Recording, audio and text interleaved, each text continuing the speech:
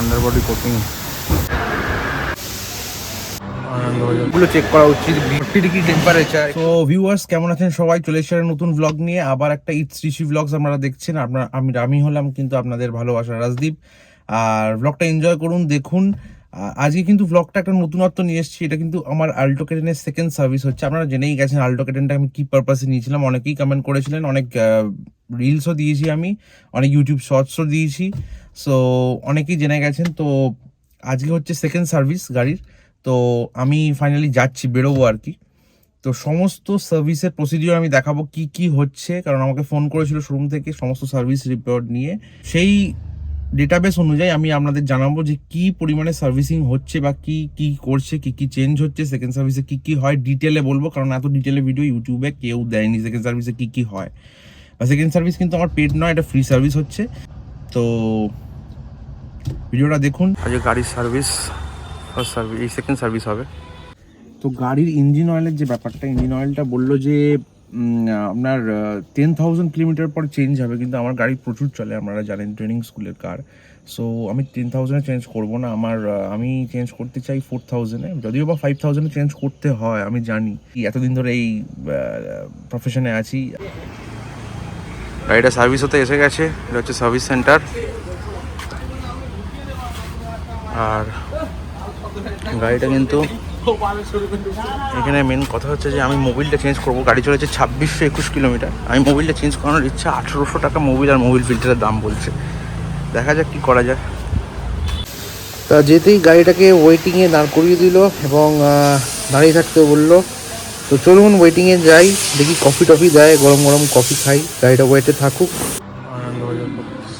তা বসে বসে খবর কাগজ পড়ছিলাম, এমন সময় ভাবলাম যে গাড়িটা ওখানে পড়ে আছে, গাড়িটাকে একটু দেখে আসি, কারণ কি কাজ হচ্ছে কি না হচ্ছে আমি তো কিছু বুঝতে পারছি না। তো লেটস গো গাইস। গাড়িটা সার্ভাইভ করে গেছে কোনো মতে, পেছন থেকে একদম পুরো খতম, মানে পেছনে কেউ ধাক্কা মেরেছে, তারপর এসে সামনেও, মানে সামনে কাউকে ধাক্কা মেরেছে।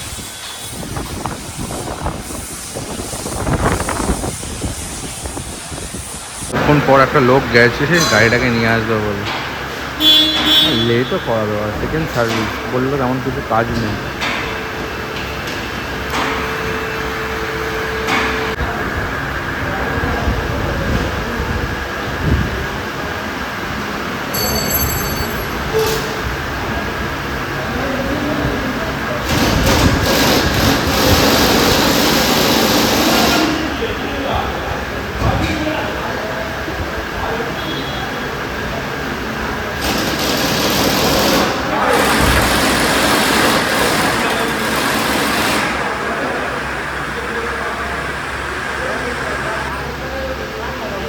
না বললে এক্ষুনি গাড়িটা ওয়াশিংয়ে পাঠিয়ে দিত।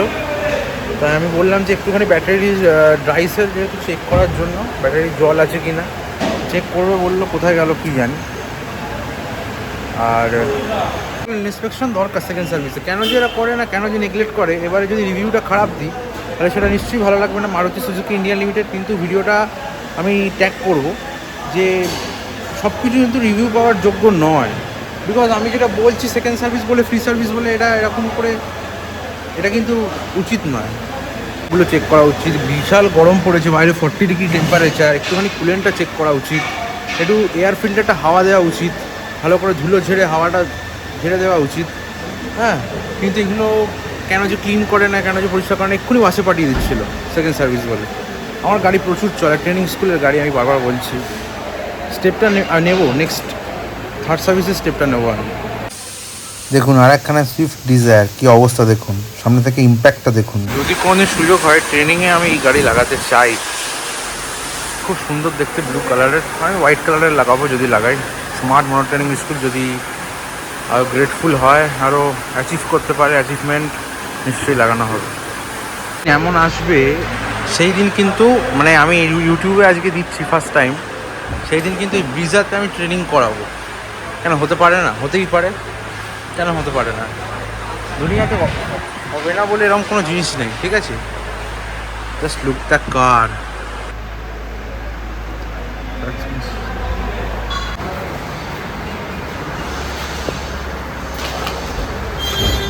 ওয়াশিংয়ে চলে গেল।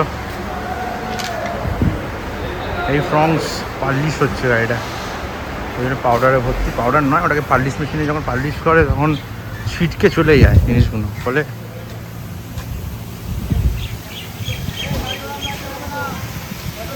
Swift ডিজায়ারে underbody coating.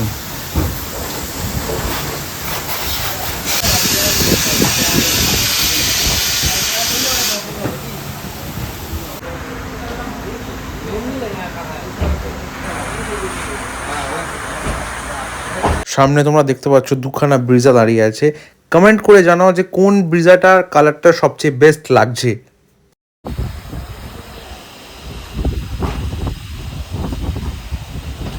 গাড়ি ক্লিন হয়েছে, বাট এখানে তো এখনো কাদা জমে আছে।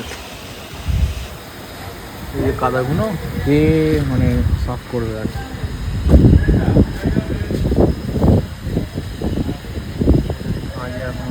কাদা সার্ভিস হওয়ার পরেও কাদা, ভাবতে পারছি। এই হচ্ছে সার্ভিসিং গাড়ির।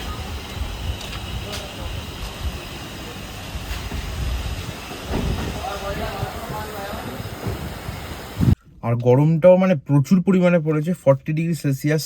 তো আমি কোম্পানিতে জিজ্ঞেস করেছিলাম যে সিট কভারগুলো তো প্লাস্টিকের, আমার তো প্লাস্টিকের গাড়ি তো পড়ে থাকে বেশি রোদে, মানে যতটা চেষ্টা করি ছাওয়ায় রাখার চেষ্টা করি, বাট রোদেও পড়ে থাকে। তো রোদে যাতে আগুন না ধরে যায়, প্লাস্টিক থাকলে কিন্তু অনেক সময় আগুন ধরে যায়, তো আমি কোনো ওয়াটার বোতল রাখি না। আর এই সিট কভারগুলো শোরুমে আমাকে প্রাইস বললো 6,000 অ্যারাউন্ড, কিন্তু আমি এই মুহূর্তে ওটাকে অ্যাফোর্ড করতে মানে চাই না, অনেক টাকা প্রাইস হয়ে যাচ্ছে। তো আমি আফটার মার্কেটেই দেখবো যদি ভালো লেদারাইজড হয়। তো দেখা যাক যদি সিট কভারগুলো করিয়ে নিতে পারি তাহলে তার ভিডিওও দেবো, তো ওটা দেখবেন নেক্সট ভিডিওতে।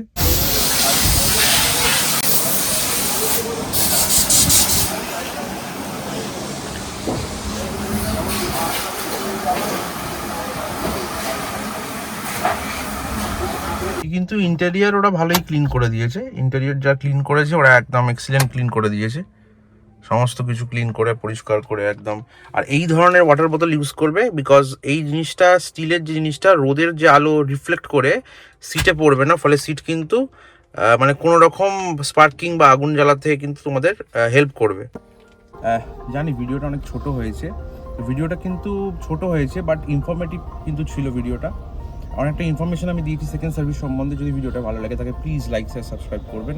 আর নেক্সট ভিডিওটা একটু লং হবে, আর এই ভিডিওটা একটু শর্ট ছিল বলে আমি একটু কম ভিডিও করেছি। তো এটা ছিল কিন্তু আমার Maruti Suzuki Alto K10 second service. যদি ভালো লাগে তাকে ভিডিওটা লাইক শেয়ার সাবস্ক্রাইব কিন্তু করতেই হবে। আর দেখা হচ্ছে পরের ভিডিওতে, তো টিল দেন গুড বাই।